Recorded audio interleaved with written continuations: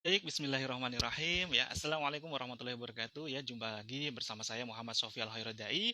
Ya, insya Allah dalam beberapa menit ke depan kita akan mulai ya kajian spiritual neuroprogram tentang ya spiritual success. Ya, insya Allah kita akan invite juga ya guru kita yang luar biasa nanti Bu Sri Sulasmi ya, Bu Daim untuk bisa bergabung dengan kami juga ya. Tadi ada ya tantangan ya tanda cinta yang luar biasa secara teknis ya. Tadi kita coba pakai provider yang lain, kita coba sekarang ini dengan provider yang lain, semoga lebih mudah lagi karena saat ini tantangannya memang tidak mudah. Saat ini di Solo sedang ya listrik sedang padam, jadi saat ini kita sedang live di teras depan rumah terlebih dahulu. Jadi mohon izin ya sambil menunggu Budaim untuk bergabung juga pada ya kesempatan kali ini ya. Alhamdulillah ya, ini Budaim sudah mulai bergabung. Baik, segera kita invite terlebih dahulu. Oke, semoga dimudahkan dilancarkan. Alhamdulillah ya. Amin. Alhamdulillah ya. Assalamualaikum warahmatullahi wabarakatuh, Bunda Iim. Waalaikumsalam warahmatullahi wabarakatuh. Ustaz Sofi, alhamdulillah sambung lagi. Alhamdulillah ya. Mohon maaf lahir batin masih di bulan Syawal ya. Meskipun kemarin sudah Oh, via Zoom ya, tapi mohon izin ini iya, masih di bulan Syawal ya. Kita mohon maaf lahir batin kembali ya. Alhamdulillah. iya. Baik, Bunda Iim ya. Ini alhamdulillah sahabat-sahabat sudah mulai bergabung lagi ya. Mohon maaf tadi ada ya tantangan teknis. Saya coba ganti provider karena saat ini di Solo Raya saat ini sedang listrik padam. Baru saja jam 9 kurang 5 menit ya. Padahal sudah saya siapkan di kamar di ya studio mini ya. Alhamdulillah saat ini kita harus apa live di teras depan rumah. Jadi mohon maaf Alhamdulillah. jika ya ada motor lewat, mobil lewat, jadi mohon maaf jika nanti ada suatu hal ya teknis membersamai kita semuanya ya. Baik Udah Im ya, alhamdulillah. Kita kemarin sudah membahas tentang di pertemuan pertama kemarin tentang siapa sejati diri kita ya, who am I. Insya Allah pada hari ini ya kita akan belajar bersama-sama sahabatnya SNPC itu di seluruh Nusantara. Kita akan belajar bersama-sama nih dengan Mudaim juga tentang spiritual success ya. Apa itu sejatinya sukses yang sesungguhnya? Sukses itu apa? Bagaimana cara kita meraihnya? Dan apa itu sejatinya hakikat sukses ya? Kita akan diskusikan bersama-sama. Tapi mohon izin sebelumnya bagi sahabat-sahabat semuanya yang baru bergabung ya, ingin nanti sharing juga, diskusi, ingin juga bertanya, silahkan ketikkan di kolom komentar, kita akan diskusikan bersama-sama. Baik, mohon izin ya untuk prolog terlebih dahulu, Bunda Iim, kami persilahkan. Ya, monggo. Oke, terima kasih Ustaz Sofi. Bismillahirrahmanirrahim. Alhamdulillahirrahmanirrahim. Wabihi nasta'inu ala umuri dunia waddin. Wa ala alihi wa sahbihi wa ajma'in. Rabbi sahri sodri wa sirri amri wa sulul udabam lisani yaqaw qawli. Assalamualaikum warahmatullahi wabarakatuh. Ustaz Sofi dan mungkin yang melihat semuanya ya. Alhamdulillah ini luar biasa saya bisa sharing dengan guru saya sebenarnya nih. Dengan sebenarnya guru saya ini. Terbalik Guru ini. saya ini sebenarnya. Saya yang murid. Oke, matur nuwun. Oke, kita sama-sama belajar di sini, Ustadz Sofi ya. Kita membicarakan ilmu Allah yang luar biasa, yaitu kemarin saya juga melihat Ustadz Sofi dengan teh kita tentang UMI. Nah, sekarang kita sama-sama belajar ya Ustadz Sofi ya untuk membahas apa itu spiritual sukses. Jadi kita sama-sama belajar karena saya juga masih belajar. Nah, eh, kita sama-sama harus tahu ya Ustadz Sofi. Orang berkata, sukses itu apa sih sebenarnya parameternya? Ya kan? Sukses Betul, itu betul, betul. sebagian besar, ya kan? Sebagian besar orang memandang mesti secara materi. Rumah banyak atau jabatan tinggi, ya kan? Kemudian mungkin apa itu ya? Mungkin punya uang miliaran atau gimana gitu. Nah, sejatinya sukses itu yang mau kita bicarakan sekarang adalah spiritual sukses. Nah, karena secara harfiahnya sukses itu adalah mendapatkan apa yang kita tuju. Betul ya Pak Ustadz Sofi ya? Nah, Betul. Bahkan ini lantas dibahas juga di Oxford Dictionary ya, bahwa sukses itu iya, kalau secara konvensional mencapai apa yang iya kita tuju betul. gitu. Lanjut, monggo. Ya, apa yang akan kita tuju. Nah, tapi kita di sini akan membahas apa itu spiritual sukses. Nah, kalau secara garis besarnya mungkin nanti kita diskusi ya. Saya juga masih belajar ini ya. Spiritual sukses itu kan sejatinya sukses yang disertai dengan pemenuhan secara spiritual. Dalam artian sukses yang kita capai itu lebih mendekatkan kepada hidup kita yang lebih tenang, lebih damai, lebih mesra, lebih taat kepada Allah. Seperti itu. Jadi sukses secara virtual seperti itu. Karena apa? Hakikat sukses yang kita akan capai, yaitu tujuan akhirnya siapa Ustaz Sofi? Kan Allah ya? Ya kan Allah. Ustaz Ya. Sofi? Nah itu Allah. Betul, Nah Allah. ya makanya eh, ketika sukses kalau kita pandang secara materi aja, sukses kalau kita pandang secara mati aja. Mungkin orang akan mendapati persoalan dalam tengah jalan, di tengah jalannya. Mesti apa yang didapat? Stres, ya kan? Kelimpungan. Karena tidak dibarengi dengan kesadaran spiritual. Seperti itu kan? Nah, seperti mungkin kita ketahui, Ustadz Sofi, kita ada namanya 8 unsur sukses, ya kan? Suksesnya manusia. Kalau saya katakan itu 8F. Kalau unsur suksesnya manusia, ya kan? Nah, nanti akan saya sampaikan. Mungkin nanti kalau ada tambahan dari Ustadz Sofi silakan. Karena kita sebenarnya diskusi ya Ustadz Sofi ya. Betul. Nah, ke-8 unsur sukses manusia ini yang saya katakan 8F ini sejatinya adalah sebagai kendaraan, bukan untuk tujuan, kendaraan, bukan tujuan. Ya, bukan tujuan. Jadi 8 unsur sukses manusia yang saya katakan 8F yaitu faith atau keimanan, F yang kedua family atau keluarga, yang ketiga itu finansial atau keuangan, yang keempat atau fitness atau kesehatan ya mungkin ya. Kemudian F yang kelima friendship atau koneksi, jaringan, seperti itu mungkin kalau jaringan jalan bisnis. Kemudian faculty yaitu pendidikan atau kemampuan. Yang ketujuh vapor atau kemampuan. Kemudian yang ke-8 adalah fathership atau kepemimpinan. Nah, ke-8 unsur sukses manusia ini sejatinya adalah itu semuanya kendaraan. Tujuan utamanya adalah kepada lebih taatnya kita, lebih mesranya kita, itu lebih dekatnya kita kepada Allah. Itulah sukses yang sebenarnya. Itu seperti itu, Ustaz Sofi. Jadi itu harus dipahami betul bahwa itu semuanya ke-8 unsur ini adalah sejatinya sebagai kendaraan, bukan tujuan.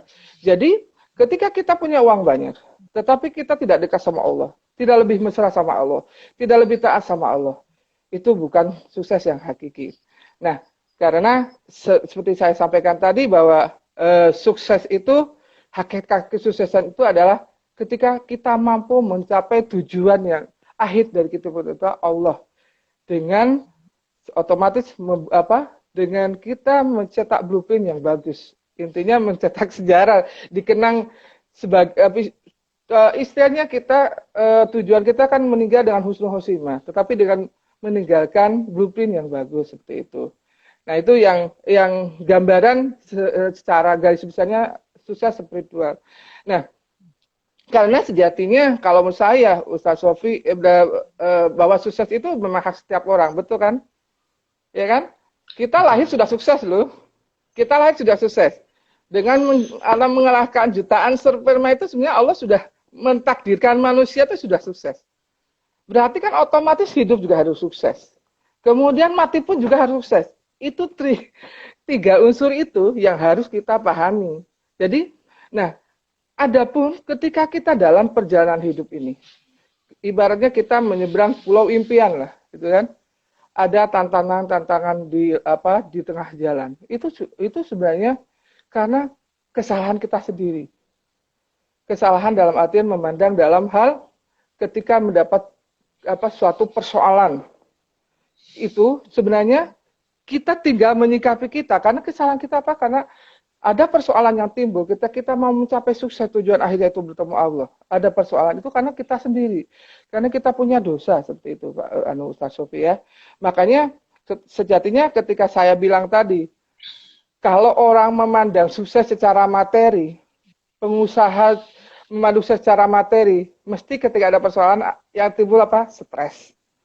Tetapi di satu pihak ada juga ketika orang yang sudah memandang bahwa sukses itu tidak hanya sebagai materi, lebih mengedepankan spiritualnya. Insya Allah apapun yang terjadi, adanya tenang, bahagia, happy aja. Seperti sekarang pandemi ini ya. Nah, pandemi ini sebenarnya laboratorium kehidupan sebenarnya. Bagaimana kita memandang pandemi ini? Kita sukses nggak? Kita lolos nggak dari ujian ini? Inilah lab kehidupan sebenarnya, pandemi ini. Kita akan sukses atau enggak? Bagaimana kita memandang persoalan yang kita hadapi? Karena apa? Setiap persoalan yang dihadapi, yang Allah turunkan sama kita sejatinya adalah karena kesalahan kita sendiri. Karena ada rambu-rambu yang kita langgar. Jadi Allah istilahnya orang Jawa bilang nyelentik lah. Karena kalau kata guru saya, ya Ustaz Sofi ini kata ada, ya, saya punya guru, bahwanya persoalan yang datang sama kita sebenarnya harus disyukuri. Karena itu ada sejarahnya. Satu, persoalan itu datang dari Allah. Karena kita punya ada rambu-rambu Allah yang dilanggar. Kedua, Allah itu akan memberikan cobaan. Itu tidak mungkin melebihi kemampuan manusia. Nah, yang ketiga, nanti Allah itu akan memberikan solusi dari persoalan ini. Makanya, kata guru saya, mohon ampunlah sama Allah. Akan kita dikembalikan kepada istilahnya agar istilahnya kalau sudah melanggar itu ya tak luruskan lagi. Istilahnya seperti itu, Ustaz Sofi. Nah itu, kalau kita memandang sesuatu, sukses itu kita melibatkan Allah dalam setiap gerakan kita, dalam setiap langkah kita. Seperti itu. Mungkin ada tambahan dari Ustaz Sofi mungkin sebelum saya melanjutkan. Masya Allah, luar biasa ya. Bu Daim ya, ini alhamdulillah sudah sempurna semuanya sudah dibahas oleh Bu Daim semua nih ya. Masya Allah, saya sampai bingung saya mau bahas yang mana ini ya.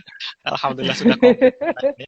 Oke, sahabat-sahabat semuanya yang baru bergabung atau yang sudah bergabung dari awal tadi, jika ada pertanyaan bisa kita diskusikan, silakan ketikkan di kolom komentar ya untuk kita bisa saling diskusi bersama. Di sini katanya adalah diskusi santai ya sahabat semuanya.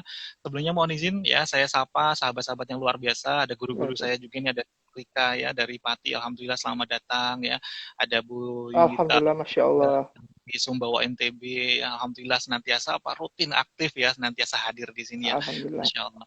Jadi ya mohon maaf untuk mereview sekilas tadi yang disampaikan oleh Bunda Im yang luar biasa bagi sahabat yang baru bergabung. Tadi di sesi pertama nih alhamdulillah luar biasa, sudah komplit ya, semuanya sudah dibahas tentang mengapa banyak sekali orang itu kok frustasi, depresi ya dalam hidupnya ya, penuh dengan persoalan. Kenapa? Karena dia senantiasa memiliki harapan, memiliki impian, ingin dikejar tapi tidak kesampaian. Akhirnya dia frustasi, depresi, dan dia tidak memahami apa itu sejatinya spiritual sukses. Karena sukses selama ini yang dipegang, yang difahami ya masih seperti tadi ya, seperti orang kebanyakan. Bahkan di kampus Oxford Dictionary pun juga dibahas. Sukses adalah ketika kita mencapai apa yang kita tuju.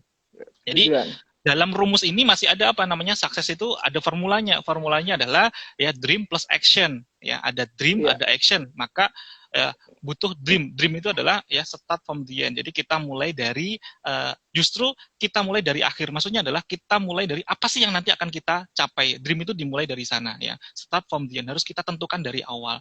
Berikutnya harus ada yang namanya action ya. Kenapa kok harus ada action ya? Menurut Ibnu Athaillah dalam kitab Al-Hikam itu juga disampaikan ya, kalau kita punya impian, punya harapan tanpa adanya tindakan itu hanya angan-angan, tidak akan terjadi. Jadi sukses tadi formulanya adalah dream plus action.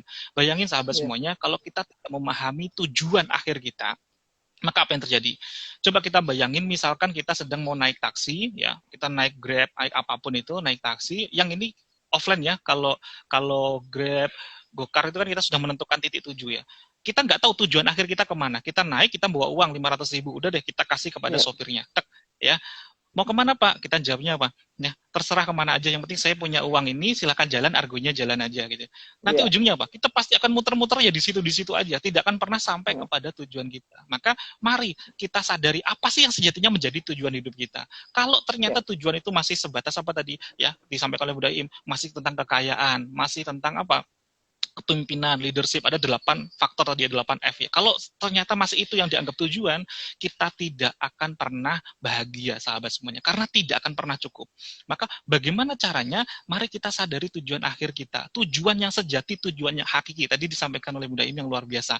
Hakikat tujuan itu ya, goyah ya namanya, goyah.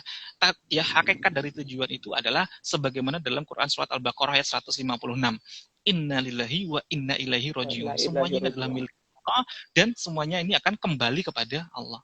Allah lah tempat satu-satunya nanti tempat kita untuk kembali. Bahkan juga dibahas kullu nafsin dha'iqatul maut ya. Setiap jiwa itu pasti akan mati. Kami akan mengujimu dengan kebaikan dan dengan sebenar-benarnya cobaan ya, dengan sebenar-benarnya ujian, dan hanya kepada kamilah kamu akan kembali. Jadi puncak dari segala tujuan akhir kita semuanya siapa? Kembali kepada Allah. Maka mari kita sadari bahwa ya spiritual success ini berbeda dengan sukses yang konvensional ya. Jadi spiritual success itu manakala kita senantiasa memahami hakikat tujuan akhir kita ini adalah Allah.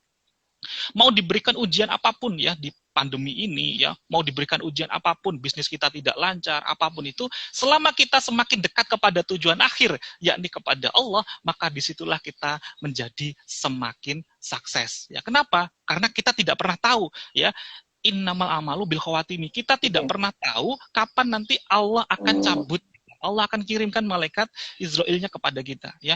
Bisa jadi saat kita sedang taat atau sedang tidak taat, semakin saat dekat dengan Allah atau tidak ya. Maka hakikat dari ya spiritual success ini adalah manakala apapun kondisinya, baik itu diberikan cobaan maupun diberikan nikmat, selama kita itu semakin dekat dan semakin taat, semakin mesra kepada Allah, maka disitulah hakikat dari spiritual sukses yang sesungguhnya. Karena kita tidak pernah tahu ya kapan ya kita ini dicabut oleh Allah untuk dipanggil untuk kembali. Nah, ya persoalannya adalah innamal amalu bil khawatimi ya.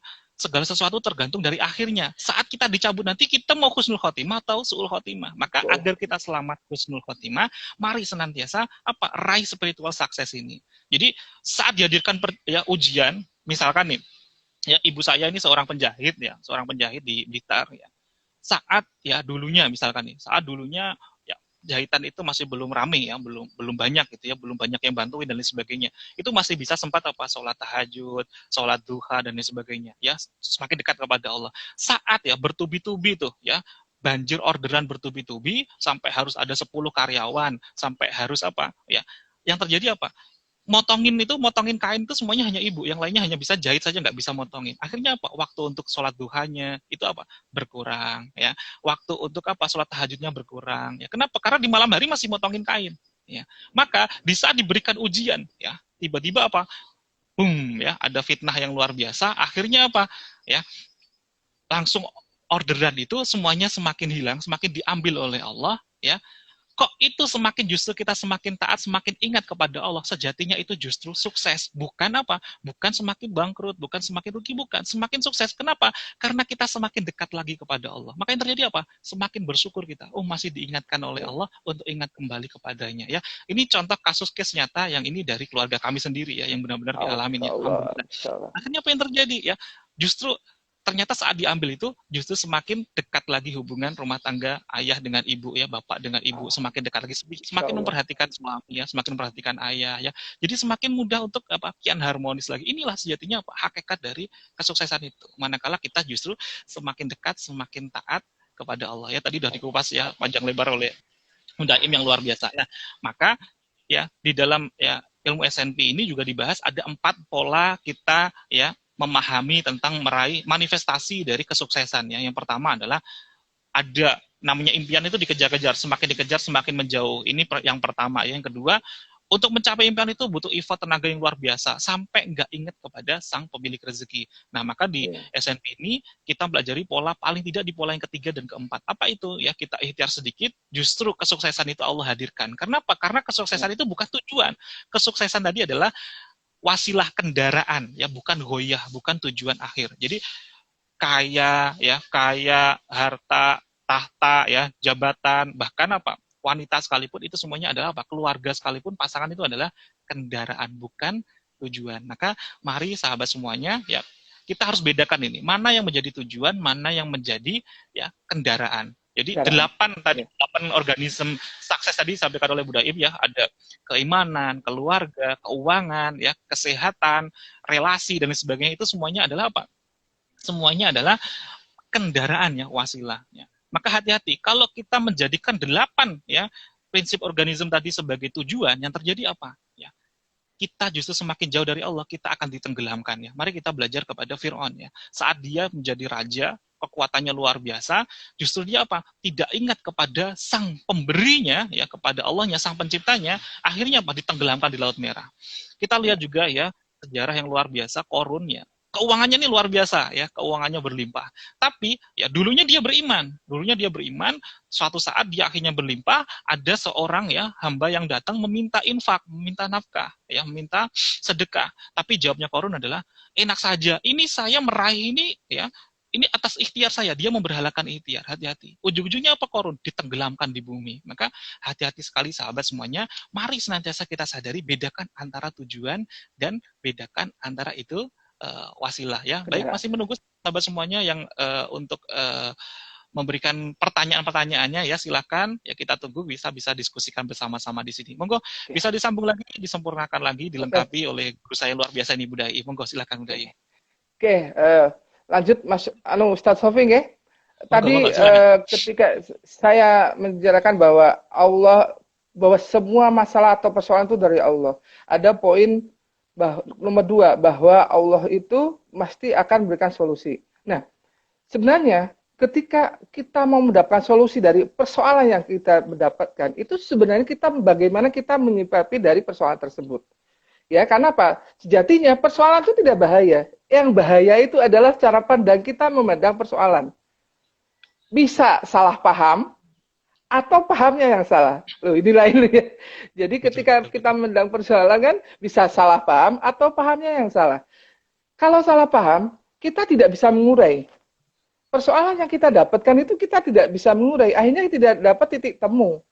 Nah, itu yang harus kita pahami juga. Tetapi ada nomor 2, pahamnya yang salah. Jadi ketika terjadi persoalan, malah menyalahkan orang lain, malah menyalahkan keadaan. Sekarang pandemi ya, seperti pandemi, nyalakan kiri kanan, nggak akan selesai.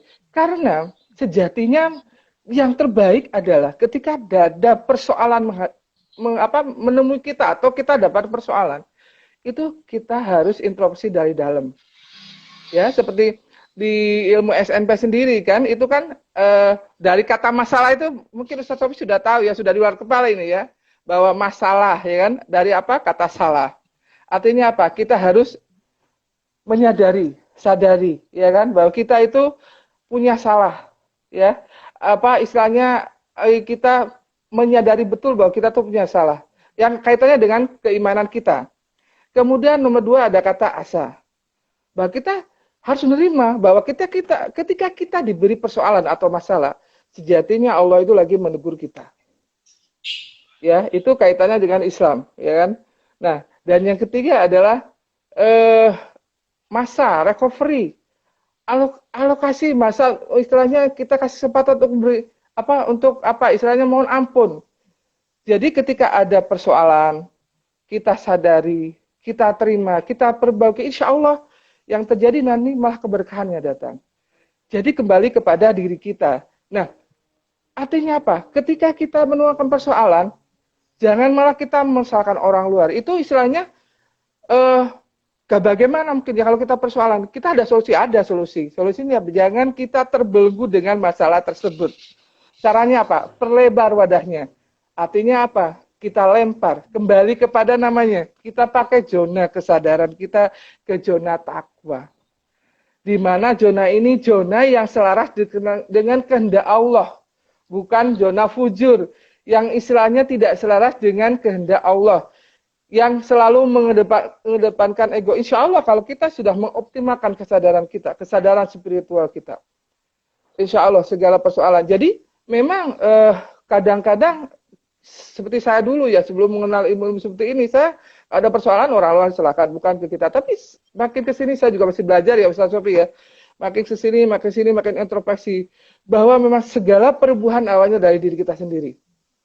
Tidak dari luar tetapi dari diri kita sendiri. Karena jadi akar masalah untuk mendapat solusi dari masalah itu adalah be yourself. Jadilah diri sendiri. Ya kan? Karena apa? Sejatinya manusia itu bagaikan, jiwa manusia bagaikan suatu pohon. Ya kan? Suatu pohon, ketika ada buah, ada batang, ada akar. Kalau buahnya mau bagus, otomatis akarnya harus bagus. Berarti di sini, jiwanya kita, di bawah alam sadar kita itu adalah mempengaruhi yang di luar kita. Jadi inner mix outer. Sejatinya seperti itu. Jadi kalau kita dalam perjalanan ada suatu persoalan, seperti rubahlah jiwa kita dulu. Seperti ada firman Allah, mohon maaf saya tapi Arabnya mungkin Ustaz Sofi nanti bisa komplit ya. Istilahnya bahwa Allah tidak akan merubah nasib manusia sebelum manusia tersebut, sebelum mengubah jiwanya, kembali ke jiwanya. Jadi kalau mungkin lain ya Ustaz Sofi ya, mungkin nanti saya diluruskan kalau kurang tepat, bahwa takdir dengan nasib itu lain. Takdir itu adalah nasib yang sudah ditentukan Allah.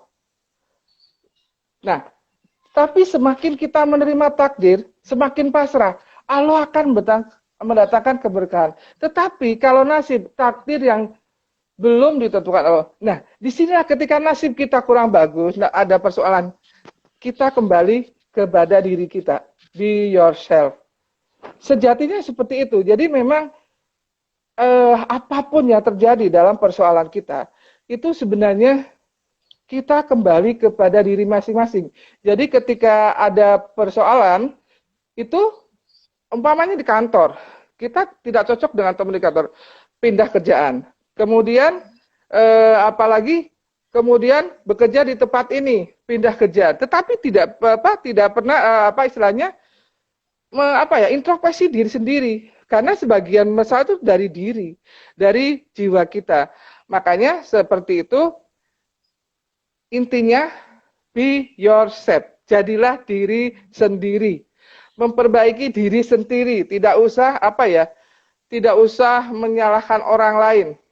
Enak kalau jadi sendiri itu, Pak Sofi. Enak sekali. Jadi, enjoy lah. Enjoy. Enjoy your life.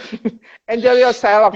Karena apa? Semuanya pasrah sama Allah, seperti itu. Ya, seperti saya, Pak Sofi. Ustaz Sofi, saya sekarang masa pandemi. Mungkin saya kalau istilahnya kalau menghadapi seperti ini dulu-dulu, Masya Allah. Saya sekarang di tempat saya aja ada sekitar hampir 50% karyawan kita rumahkan. Tapi kita tapi alhamdulillah kita tidak mem-PHK. Tapi ada aja suatu ketenangan ini kita betul-betul pegang. Karena di sini saya bilang tadi, pandemi ini sebenarnya adalah ujian yang sebenarnya, kehidupannya sebenarnya. Kita lolos nggak? Ayo kita praktekkan spiritual sukses kita, bahwa gunakan kesadaran spiritual kita. Sejatinya bahwa persoalan Allah kirimkan, ujung-ujungnya nanti Allah itu akan memberikan keberkahan di ujungnya. Nah, karena apa? Ustaz Sofi mungkin sudah paham ya, bahwa sekarang kita ketika ada persoalan harus ikhtiar. Oke, harus ikhtiar.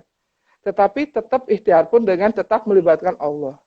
Karena sejatinya rumus perwujudan itu bahwa kita apa yang kita ikhtiarkan itu 0% itu ikhtiar kita, 100% adalah izin Allah. Apakah berarti? Artinya apa? Sunatullahnya 0%, kemudian 100%-nya itu izin Allah. Apakah berarti kita harus memberikan ikhtiar? Enggak. Kita harus tetap ikhtiar. Dengan keadaan seperti ini kita harus ikhtiar.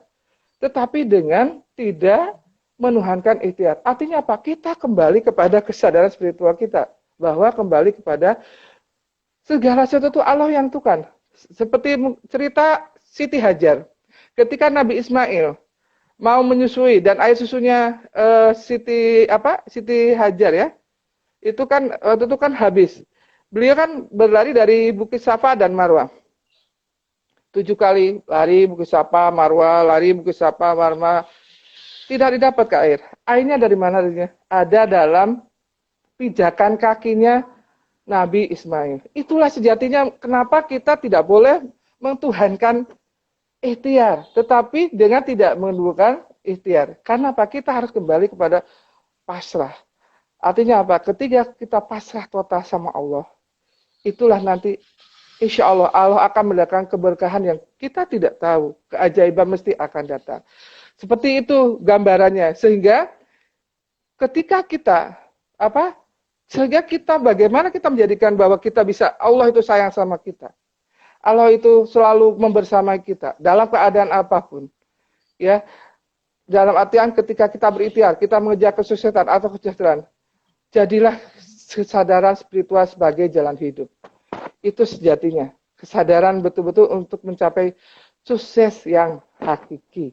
Atau kesadaran, istilahnya sukses spiritual yang sebenarnya. Seperti itu. Jadi, karena nasib kita itu sejatinya, yang bisa merubah itu dimulai dari kesadaran spiritual kita. Seperti Ustaz Sofi ketahui ya, kesadaran spiritual itu akan mengaruhi kesadaran rasa kita. Kesadaran nalar kita, kesadaran rasa kita akan mengaruhi kesadaran nalar kita. Kemudian langsung naik lagi, kesadaran nalar kita akan mengaruhi kepada tindakan kita, kebiasaan kita, kemudian kemudian menjadi karakter, dan menjadi nasib. Jadi ujung tombaknya adalah di kesadaran spiritual. Makanya kalau pengen menjadi spiritual sukses dari jati diri seorang manusia adalah ubah dulu kesadaran spiritualnya. Karena kata guru kita mengatakan bahwa sejatinya manusia itu adalah ruh yang menempati jasad kasar, bukan sebaliknya. Jadi intinya ruh dulu. Jadi intinya dulu. Jadi ketika ada persoalan pada jasadnya itu, yang dirubah apa? Ruhnya dulu. Jadi spiritualnya dulu. Bisa saya tambahkan dari saya, silahkan kalau belum praktik. Terima kasih, monggo Ustaz Sofi. Masya Allah, luar biasa, sudah sempurna sekali ini ya Bu Im ya, sudah dibagikan semuanya ilmunya ya, Masya Allah. Ini ada pertanyaan nih Bunda Im ya, Masya Allah ya. Ada pertanyaan dari Bu Sukmadiarti, psikolog ya. Gimana supaya ya tujuan kita tetap ke Allah ya. Jadi bagaimana caranya tujuan kita agar senantiasa tetap kepada Allah ya dalam setiap usaha, dalam setiap ikhtiar yang kita lakukan ya. Jadi bagaimana agar Allah ini senantiasa menjadi tujuan kita dalam setiap ikhtiar yang kita lakukan ya. Monggo, Bu Daim dulu atau saya dulu, monggo. Oke. Mungkin insya Allah dari saya dulu, nanti mungkin kalau ini Ustaz Sofi belum rapi ya. Dari Ibu siapa? Mohon maaf, terima kasih, Masya Allah. Sukmadiarti, ya, psikolog. Jadi bagaimana agar tujuan kita selalu kepada Allah ya, dalam setiap ikhtiar kita, dalam setiap usaha kita. Oke, baik. Bu Sukma, sejatinya dalam jiwa kita itu, dalam dua alam bawah sadar kita itu ada 3 unsur. Yang saya katakan tadi. Pertama, pikiran, perasaan, dan spiritual. Nah, yang paling hakiki adalah di kesadaran spiritual. Itu kalau sudah mencapai kesadaran spiritual, itu tidak istilah stagnan, sudah tidak berubah-ubah. Nah, tetapi kalau masih dalam tahap pikiran dan perasaan, itu masih berubah-ubah.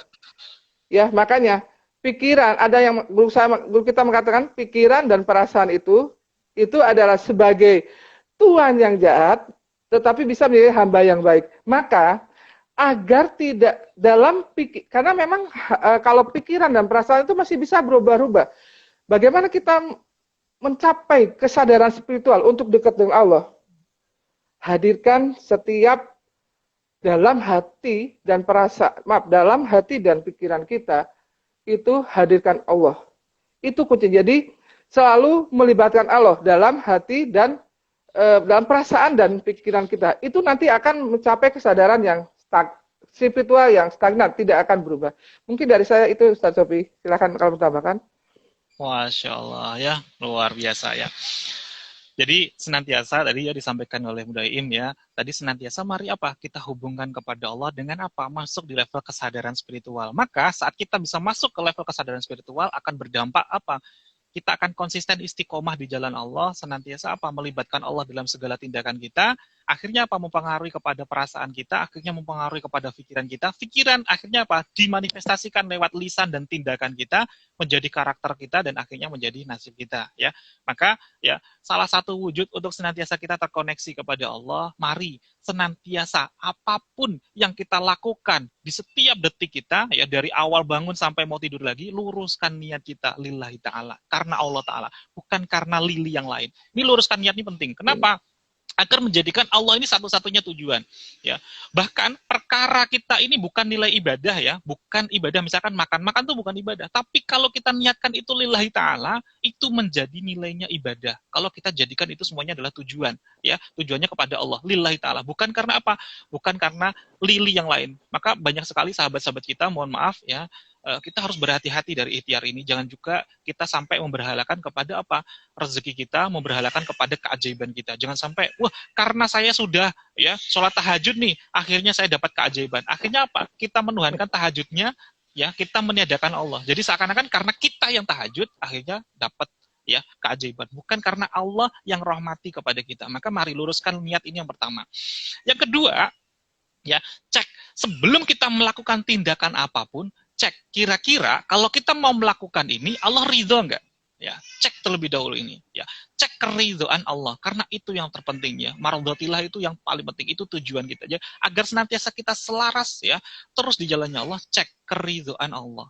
Nah, yang ketiga, setelah tadi cek keridhaan Allah, maka mari kita cek juga dan kita sadari bahwa ternyata segala yang di luar diri kita itu adalah wujud zatnya Allah. Itu semuanya ada, dikendalikan oleh Allah. Kita tidak bisa mengendalikan apa yang ada di luar diri kita. Misalkan nih, ada orang mendolim kita, ada orang menyakiti kita. Itu kalau Allah nggak izinkan, pasti nggak kena kepada kita. Ya, tapi biasanya apa? Kita protes, kita malah justru apa? Kita balas. Sejatinya, kalau itu tadi diizinkan oleh Allah, maka saat kita protes, kita balas, berarti apa? Kita nggak terima dengan apa yang Allah hadirkan kepada kita. Maka mari cek lagi. Berarti ini Allah nggak ridho dong jadinya. Ya, maka hati-hati sekali di sini. Cek bahwa saat kita mendolimi makhluknya Allah, sama halnya kita mendolimi Allah, dan akhirnya apa? Allah akan kembalikan kepada diri kita. Akhirnya apa? Saat kita mendolimi orang lain dan makhluknya Allah, ya, maka sejatinya kita telah mendolimi diri kita sendiri. Maka mari sahabat semuanya cek 3 ini terlebih dahulu ya. Luruskan niat kita lillahi ta'ala, linya untuk Allah Ta'ala. Maka bagi yang mengikuti madhab Syafi'i ya, yang sangat masyhur di Asia Tenggara termasuk Indonesia, apapun dalam bentuk niat kita pasti ujung-ujungnya apa? Lillahi ta'ala, bukan karena lili yang lain, bukan karena jannah, bukan karena takut ya neraka, tapi karena apa? Karena Allah, lillahi ta'ala. Apapun aktivitas kita. Yang kedua, cek kira-kira Allah ridho enggak? Ya, apapun yang mau kita lakukan, maka insya Allah ini akan senantiasa selaras ya. Berikutnya yang ketiga ya, kita senantiasa harus sadari saat kita mau melakukan apapun ya kepada makhluknya Allah, itu nanti akan kembali kepada kita. Maka kalau kita ingin ditolong oleh Allah, maka mari senantiasa kita tolong orang lain di sekitar kita. Maka dalam hadis riwayat Muslim disampaikan, sungguh Allah akan menolong hambanya selama hamba tersebut menolong saudaranya. Justru pertolongan Allah hadir manakala kita senantiasa apa? Memberikan persembahan yang terbaik. Sebagai apa? Rahmatalil alamin. Senantiasa menebar cinta kasih kita kepada ya alam semesta ini. Bukan hanya kepada manusia, tapi juga kepada makhluk-makhluknya Allah yang lain, termasuk tumbuhan, karena semuanya itu bertasbih ya, bertasbih kepada Allah ya, tumbuhan, tanaman ya, itu semuanya bertasbih kepada Allah. Mari senantiasa kita jaga. Baik, ini masih ada pertanyaan lagi yang luar biasa. Adakah tips praktis untuk senantiasa connect dengan Allah? Ya, insya Allah tadi sudah terbahas ya, sekaligus sudah menjawab. Mungkin nanti bisa ditambahkan juga oleh Bu Daim ya, untuk melengkapi ya. Berikutnya ya, oh ini masih terima kasih nih Bu Daim. Saya kira ada pertanyaan tadi ya, masih komentar.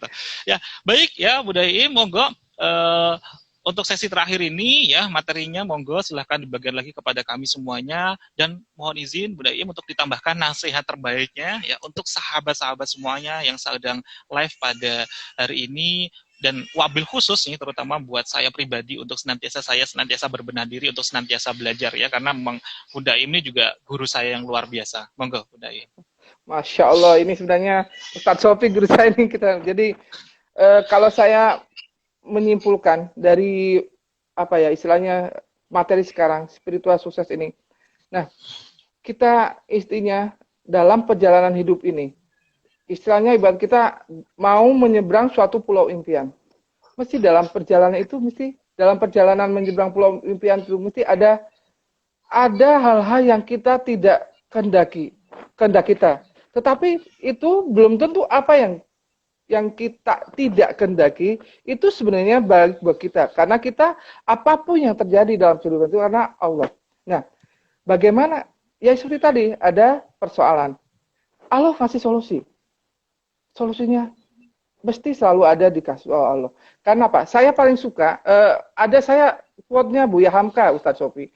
Buya Hamka bagus sekali, saya selalu membaca itu quote-nya Buya Hamka, dan saya selalu di dalam anchor saya selalu saya ingat-ingat terus ya, istilah biar tertanam juga. Jadi Buya Hamka mengatakan, ibaratnya kita dalam menempuh perjalanan menuju tujuan akhir ketemu Allah.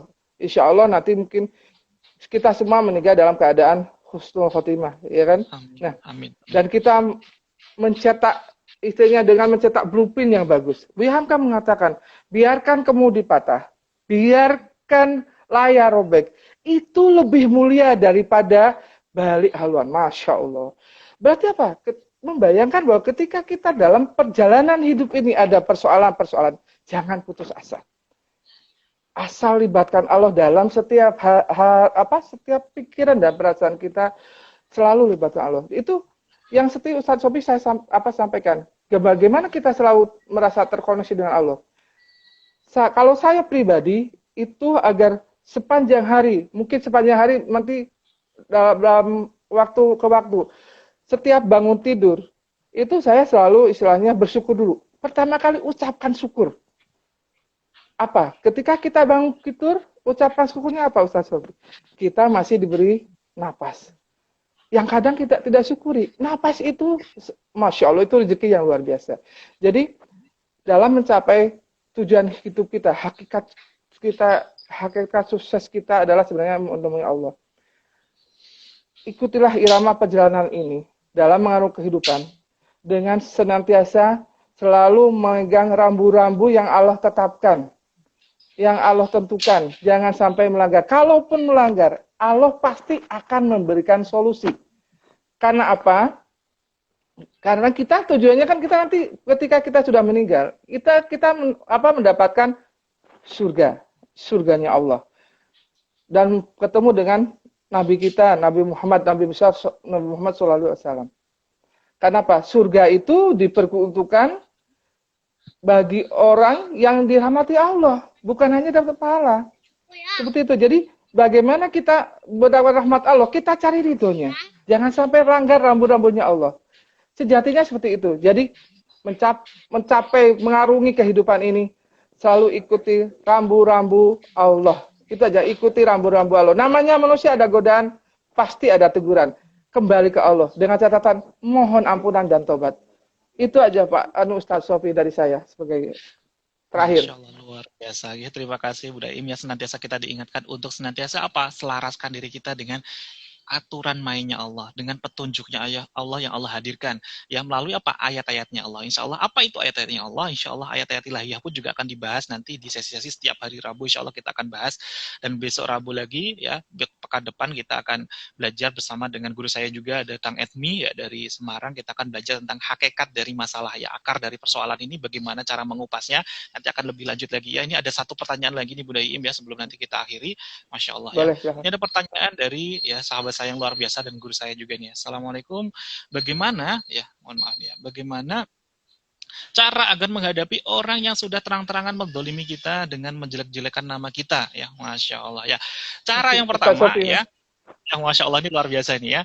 Tadi sudah kita sampaikan ya, ternyata segala sesuatu di luar diri kita itu adalah di bawah kendalinya Allah. Sementara Allah itu al-haq. Al-haq itu adalah apa? Allah itu maha benar. Ya. Maka yang salah siapa? Sejatinya diri kita. Mengapa kok persoalan itu dihadirkan kepada kita? Ini ada dalam Quran surat An-Nisa ayat 79 ya. Ma aswabaka min ya hasanati faminallah wa ma aswabaka min sayyi'atin famin nafsik. Adapun kebaikan semuanya itu datangnya dari Allah. Allah tuh inginkan kepada kita yang baik-baik ya. Wa ma aswabaka min sayyi'atin famin nafsik ya. Dan adapun ketidakbaikan itu datangnya dari mana? Dari diri kita sendiri. Mengapa Allah hadirkan ketidakbaikan itu? Pasti karena adanya kesalahan diri kita. Nah, maka mari ketika Allah hadirkan nih bentuknya baik ataupun tidak baik, misalkan ada orang yang mendolimi kepada kita, kita lakukan apa? Terima saja dulu, lihat dengan mata kasih. Pasti ada hikmahnya yang Allah hadirkan kepada kita. Kenapa? Karena sejatinya saat Allah hadirkan itu, seperti disampaikan oleh Bu Daim tadi ya, guru kita yang luar biasa, itu Allah sejatinya apa? Berikan rambu-rambu kepada kita agar kita semakin dekat lagi kepada Allah. Allah inginkan kita untuk senantiasa ingat untuk menjadikan Allah satu-satunya tempat berharap. Ya, bukan untuk kita menyalahkan orang yang mendolimi kita. Kalau Allah nggak izinkan itu mengenai kita, pasti nggak bakalan mungkin kena kepada kita. Tapi kenapa kok itu mengenai kita? Berarti Allah izinkan itu mengenai kita. Berarti ada sesuatu yang belum tepat dalam diri kita. Maka mari kita cek, kita perbaiki, ya tazkiyatun nafsi, kita dekatkan lagi kepada Allah, dan jadikan Allah satu-satunya solusi. Maka ya dalam kajian kita ya yang rutin juga kami setiap hari Kamis yang ngajain kajian From Home KFH, itu kita bahas ya di kajian pertemuan pertama, semakin ya fadilah dari taat, semakin kita dekat kepada Allah, semakin kita taat kepada Allah, maka Allah pun akan semakin ridho dan cinta kepada kita. Saat Allah semakin ridho dan cinta kepada kita, Allah pun akan ya membuat makhluknya ya di sekitar kita pun cinta kepada kita. Ya, maka mari untuk memperbaiki ya hubungan kita dengan orang lain itu sejatinya justru dengan apa? Menyadari bahwa kita ini yang salah terlebih dahulu, perbaiki ya kualitas tingkatan ketakwaan kita, hablum minallah, ibadah kita masuk di zona takwa, semakin dekat kepada Allah. Maka saat kita fokus memperbaiki apa yang ada di dalam diri, ajaibnya justru Allah akan memperbaiki apa-apa yang ada di luar diri kita. Ya, jadi terima saja dulu apapun yang Allah hadirkan ya melalui makhluk-makhluknya. Kita didolimi, kita diapain, dicaci dan lain sebagainya. Ini juga dicontohkan oleh siapa? Ya para nabi-nabi Allah, para kekasih-kasih Allah yang luar biasa. Perhatikan ya Nabi Nuh yang apa? Saat membangun perahu dilempari kotoran, dicaci maki, tidak waras ya dan lain sebagainya. Rasulullah juga sama ya, sampai diludahin, dilemparin batu dan sebagainya. Tapi apa yang dilakukan? Senantiasa melihat dengan kacamata hikmah. Diterima saja dulu ya. Berikutnya apa? Lihat dengan mata kasih. Saat kita tidak mau menerima, saat kita protes, kita mengeluh, kita sambat ya, sama halnya apa? Kita ini tidak terima kepada Allah. Apakah kita berani? Ya, saat kita tidak terima kepada Allah, kita mengeluh, kita protes, kita sambat, ya menurut makalahnya Imam Ghazali, sama halnya kita tidak beriman kepada Allah. Saat kita tidak beriman kepada Allah, wabil khusus ini kepada iman qadha qadar ya, iman yang keenam. Ya. Saat kita tidak beriman kepada Allah, maka yang terjadi pintu-pintu keberkahan, pintu-pintu rezeki, pintu-pintu solusi akan semakin tertutup. Karena ya kunci dari keajaiban maunah itu kuncinya adalah beriman kepada Allah dan beramal yang solih ya. Semoga ya wallahu alam bisawab, semoga bisa membantu untuk menjawab atau mungkin nanti dari Budaim ingin bisa menambah menyempurnakan monggo boleh Budaim ya. Sudah sempurna. Sudah sempurna. Memang intinya tambahkan sedikit aja Ustaz Sofi. Jadi segala kejadian di luar kita itu sebenarnya Allah kirimkan sebagai cerminan kita. Agar kita istilahnya introspeksi ke diri sendiri. Memang kenyataannya tidak enak. Dizolimi, kemudian mungkin dicaci maki, apalah itu yang hal yang tidak, itu sebenarnya cerminan ajaib kita istilahnya, cerminan lah buat kita. Tapi sebenarnya itu sudah ketentuan Allah, Allah kirimkan. Untuk apa? Agar kita lebih dekat sama Allah. Karena apa? Ketika kita sudah mendapat ridhonya Allah, Masya Allah, tinggal tunggu apa namanya, welcome to the miracle zone. Selamat datang di zona keajaiban. Zona yang tidak bisa kita baca secara logika manusia, tetapi ada logika iman. Itu aja tambahannya. Jadi apapun yang Allah hadirkan, apapun yang Allah hadirkan dalam kehidupan kita sebenarnya itu sudah ketentuannya. Setiap detik, setiap langkah kita sudah ketentuannya. Itu istilahnya untuk kita meyakini bahwa segala sesuatu memang karena kehendak Allah. Itu aja Ustaz Taufik, tambahan dari saya. Masya Allah, luar biasa ya. Jadi memang segala bentuk yang Allah hadirkan itu sejatinya adalah tanda cinta dari Allah ya. Adalah tanda bentuk kasih sayangnya Allah. Baik itu ujian sekalipun ternyata apa? Kalau itu membuat kita semakin dekat, semakin taat ya. Ingat tadi, menjadikan kita semakin dekat kepada tujuan akhir kita, berarti kita sudah dekat dengan spiritual success. Kita mulai masuk ke zona tadi ya, miracle zone, zona keajaiban. Zonanya orang-orang yang beriman ya. Saat dihadirkan ujian apapun, ya tidak ada lain ya, semuanya perkaranya ajaib. Apa itu? Senantiasa sabar dan senantiasa syukur ya. Maka mari sahabat-sahabat semuanya ya stay tune terus di ya Instagram kita Sofel Official ya, dan ini juga live juga di channel Instagram Bunda Sri Sulasmi 123 ya. Mari senantiasa insya Allah setiap hari Rabu kita akan terus berbagi ilmu ya, ilmu kesadaran spiritual SNP Institute. Tema kita ke depan adalah membahas tentang hakikat dari persoalan ya, hakikat dari masalah. Seperti apa itu kita akan kupas tuntas insya Allah besok bersama-sama dengan guru saya Kang Edmi dari Semarang. Luar biasa. Terima kasih Bunda Iim atas sharing ilmunya yang luar biasa ya, Masya Allah. Senantiasa bukan hanya pada saya, tapi menambahkan ilmu-ilmu yang luar biasa ya, yang baru. Semoga menjadi wasilah hidayah bagi sahabat-sahabat yang live pada hari ini, yang nanti melihat di TV, dan mohon izin nanti juga kita akan upload di YouTube ya Bunda Im, untuk bisa bisa diakses sahabat yang lain ya. Terima kasih Bunda Im, semoga Bunda Im senantiasa diberikan keberkahan ya, kemuliaan ya, senantiasa rumah tangganya semakin harmonis ya, anak-anaknya solid. Amin. Semuanya yang hadir pada ya pagi hari ini semoga senantiasa di era pandemi ini senantiasa dimudahkan, dilapangkan hatinya. Insya Allah dengan kita menuju ke kelapangan hati itu akan berbanding lurus dengan rezeki kita, kelapangan rezeki kita. Baik sahabat-sahabat semuanya, ya jika ada suatu hal yang belum tepat dari kami maupun dari guru kami ya Bunda Im, ataupun dari kami semuanya dari sekitar dari SNP Institute ada suatu hal yang belum tepat ya, mohon izin ya, mohon ridhonya. Dan jika nanti ada suatu hal yang mungkin ingin ya disampaikan untuk perbaikan kami, silahkan disampaikan kepada kami. Kami sangat ya suka sekali karena itu bentuk tanda cintanya sahabat kami kepada kami semuanya ya. Kenapa? Watawasobil haq, watawasobil sober. Silahkan tegur kami kalau itu semakin mendekatkan diri kita kepada Allah. Baik, terima kasih sahabat-sahabat semuanya. Semoga majelis ilmu ini senantiasa diberkahi oleh Allah, baik yang hadir saat ini maupun yang nanti ya menonton di story-nya.